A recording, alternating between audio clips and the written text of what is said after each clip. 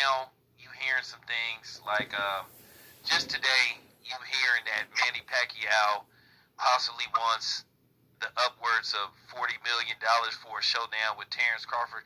How unlikely or likely is that to happen?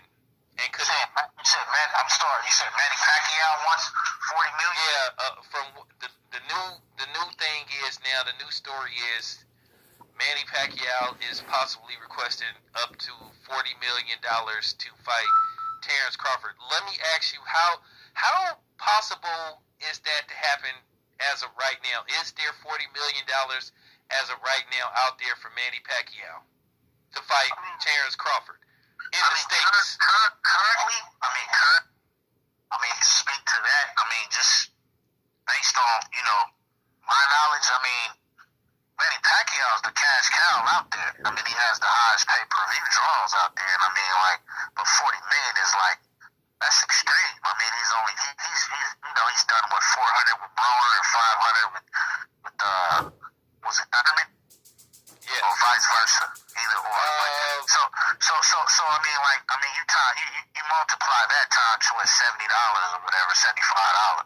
You can get it right there. But I think Manny is in the realms of 10 million guaranteed, and then you get, after, like I said, after that money is made back, all the guarantees are made back, along with the rest of the card and the hotel and all of that stuff.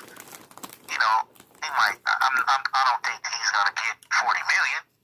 That'll be the whole card. Errol Spence ain't even doing those numbers. Nobody else is doing those numbers. But 20 million, maybe. Not guaranteed though. 10 million guaranteed. Crawford gets his guarantee, and then his guarantees, and then you have to pay the rest of the card, and then everything else splits. After that, both fighters get splits if they negotiate for it. More than likely so, they're gonna negotiate for it. Okay, so Jay, basically, I'ma just try to do a little bit of math. At $79 a pop, I think the current pay-per-view is $79. So for Manny Pacquiao to touch 40 million, basically, are you saying he has to sell a certain amount of pay-per-views? And if so, how many pay-per-views would he need to sell to touch 40 million when it's all said and done? Because it sounded like I'm gonna say this. I'm gonna say this. If Manny is guaranteed 10 mil, that's his base pay, and his opponent may be guaranteed 7, 5, 7. I'm just saying it. I don't know. But so that's 17 million that has to be made back, along with all the rest of the card, which will probably in the promotions and all the travel and all of that shit. That's 20 million that has to be made back. So if you're doing it at $80, you say 79, so we just round that to 80. $80 for a pay-per-view per home, pay-per-view per home. So that's 32 million at 400. That's 40 million at 500, right? Mm-hmm. 40 million at 500. He's not gonna take all of the pie. That pie has to be split. So he would have to do at least $1 million. It would have to be $1 million done. It had to be 1.5 done. It had to be 2 million in pay-per-view purchases done to get that. And nobody's doing those numbers. You have to, and I'm not saying Terrence Crawford and Manny Pacquiao could possibly do those numbers. Because I say, and I think, Terrence Crawford is a pay-per-view star. He's a pay-per-view attraction. 2 million people watch Terrence Crawford on free TV, ESPN. So if you turn him into a pay-per-view attraction, out of those 2 million, you should at least get, I'm just saying on the low, 300,000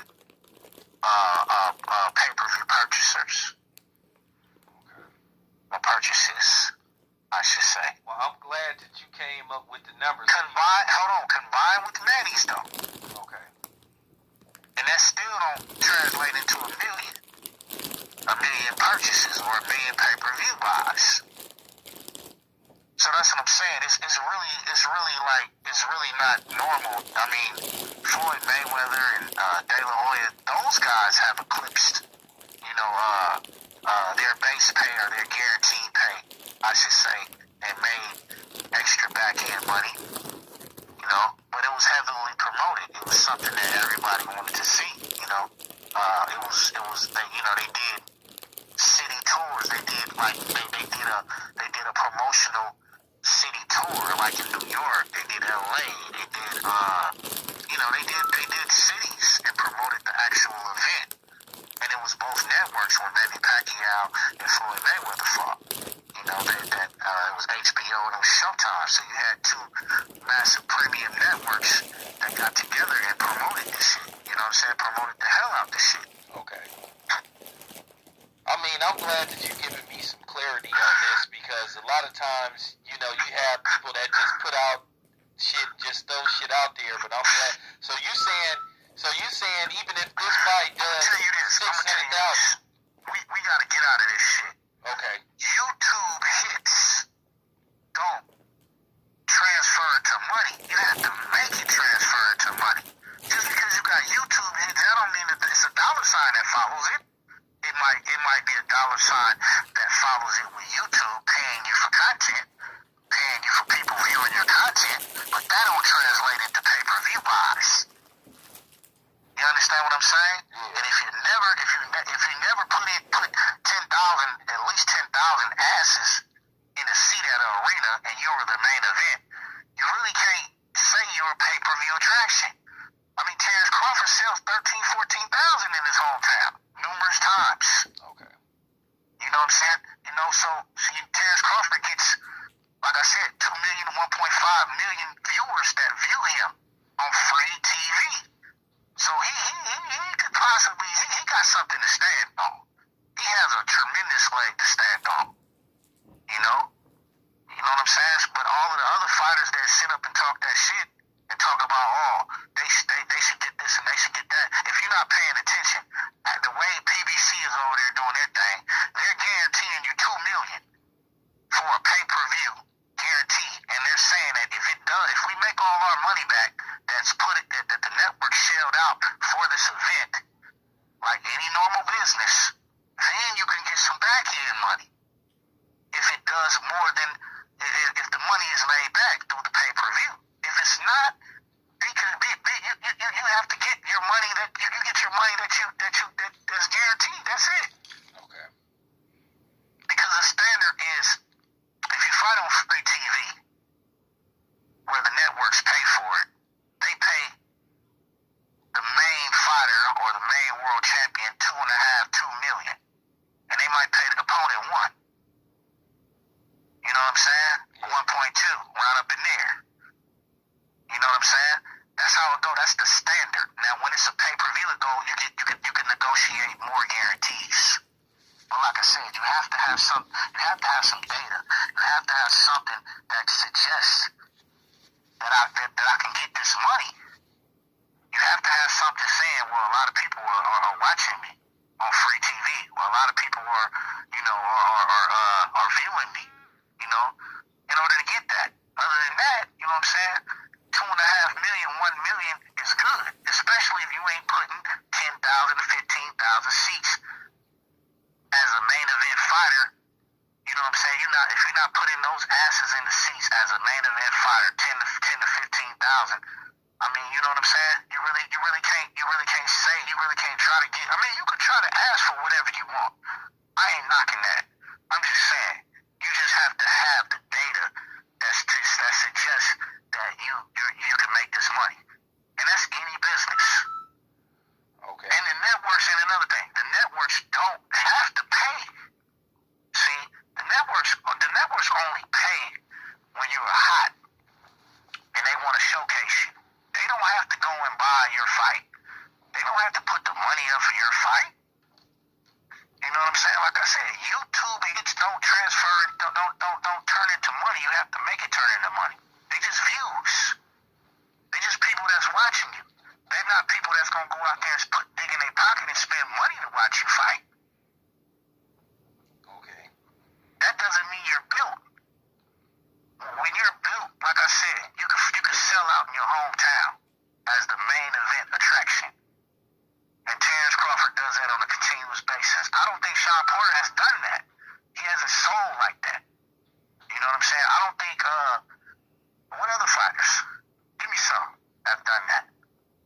Spence, he's done that. And then for a pay-per-view fight, you need an opponent. It's really not going to be a pay-per-view unless it's a worthy opponent. That's doing numbers too. So when one person say they don't understand why they not getting put on pay-per-view versus other people saying that they got a big following and saying that, because I wanted to ask your take on this whole thing with Carissa Shields. We both saw the video, and I wanted to get your take on Carissa Shields' take where she said that PBC is sexist and Top Rank only has one female boxer signed, and she feel like she can generate lots of money. I just wanted to get your take on that as a whole, because I think people really need to get some clarity of what's going on and how you become a star once again. So, I just wanted to ask you, is there a big market based off what Carissa Shields say? I just want your honest opinion. Is there a big market for women's boxing right now? Could it be, or it may never be? So I just want to ask you your take on that. I mean, I don't know. I mean, like I said, I applaud and I respect Carissa Shields for getting in the ring and, being a hell of a talent. But I mean, you gotta make people go out here. You gotta do something to make people like you. You gotta do something to make people feel you. You have to do something to make people dig in their pockets. Excuse me. You have to do something to make people dig in their pockets to want to pay to see you fight. And it has to start first with you fighting in a market and building yourself up in a market. Selling 10,000, selling 5,000 first. Sell 5,000, like Shakur Stevenson fight in his hometown, sold about 4,000 or 5,000. Now he could come back there and do it again. Sold 1,500 seats in a day, woke up. So he could come back and do it again.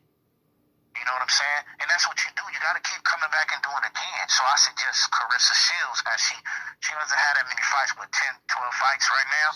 So she needs to find her a home in a city, and she needs to build herself up in that city, and she needs to keep on doing it. And then by the time she maybe gets 20 fights, 18 fights, people will know her. Sell 3,000. Come back and turn right back around and sell 6,000. Come right back around and sell 12,000. You know what I'm saying? And that's a good thing, because promotional companies will be more apt or more, they'll take the risk to come back and do it again, because the live gate is good. Because I'm making 300,000, I'm selling 3,000 tickets at an average. Just say $50,000 a pop, $50 a pop, $60 a pop. You know what I'm saying? That's something, that's how you got to do it. You got to start off there first. You can't just come out and say I'm a pay-per-view attraction. You have to build yourself up to become a pay-per-view attraction, and it takes fights to do it. It takes market brand extensions to do it. It takes you having a strong team to go out there and get you sponsors. You know what I'm saying? It takes strategic promotions. You know what I'm saying? All of these things combined simultaneously is what makes you, turns you into a pay-per-view attraction. It takes time. You know what I'm saying? Okay. So let me ask you about this Tiafimo thing. Now Bob Aramis came out and said he willing to let Tiafimo go to a purse bid. And basically, Tiafimo just did an interview a little while ago saying that he's shocked by it, but also it's at the point to where anybody could bid on his fight now. So he's in a position to where he could basically end up fighting anybody. Nah, it's not that he's going to end up fighting anybody. It's just what it is when it goes to purse bid. It just means that both sides are asking for too much money of purses. B is somebody asking for too much money than what the fight is really worth. And typically or essentially the network will not pay for it. So, you go to purse bid to see if someone else will pay for it. You know what I'm saying? And typically when it goes to purse bid, it automatically goes down. I don't see it going up. So what about this Tiafimo, recently saying that he should get $10 million per fight? I mean, I like Tiafimo, man. I ain't gonna speak on that. I mean, I just told you. I mean, basically. I mean, has Tiafimo ever, did a pay-per-view event? When you talk over, I'm gonna say this. When you talk over $3 million for one opponent, I'm gonna say this. When you talk over $2.5 million for one opponent, and then you have to pay the other guy $2.5 million, how can you make that money back? You talk about $5 million. I gotta pay one opponent $5 million, then I gotta pay the other guy another $2.5 million. How am I gonna make that $7.5 million back? And I ain't talking about all the other stuff that exists that I just mentioned. How can you make that money back? So what we do is we go to pay-per-view. We create another revenue stream to make the money back. And like I said, with pay-per-view, you have to put on it's production costs, it's marketing, it's all kinds of other things that you have to, that monies have to be dumped in to make the money back. So like these YouTubers and all that shit sitting up throwing out numbers, man, you can't just do that. You don't know the game. Like Roger Mayweather would say, you don't know shit about boxing. Saying that shit. A lot of these cats sit up and talk about how much money they made. A lot of that shit be lies, man. Because I don't see it. I don't see it. Somebody ain't gonna keep that put the money up, not gonna keep putting that money up and not gonna get no return. And if you feel like you want that money, you should pay your own purse and be a co-promoter, right? Yeah. So I want to ask you one last question because I know you got something going on. But one last time on this whole like debacle with with Terrence Crawford and Errol Spence. I'll talk to Bomac. Bomac told me this is what Bomac told me. Bomac told me there has never been an actual sit down between Top Rank and PBC. But I know you've heard people talking about 70-30 and all this kind of stuff. Do you think, your honest opinion, do you think this fight is ever going to happen? Do you think Bud versus Errol Spence is ever going to happen? Do you think all this stuff about 30, 40, 60, 40 and is just a cap? It's just a front. Do you think the fight, from your own personal view, do you think this fight is going to happen? I mean, I don't think it is. Not if you're talking crazy. I mean, that's the thing of it is, like, I mean, Terrence has his price, Earl has his price. I mean, if they can't meet in the middle to get it done, then it's not gonna get done. And I mean, it's a fight that everybody want to see. It's a must see. But I mean, if they can't come together and come together mutually and make it happen, it ain't gonna happen. I mean, I don't want to be insulted. Just like you don't want to be insulted. You have your number, just like I got my number. So, and if we can't make those numbers work, then Well, let me ask you this: how do you?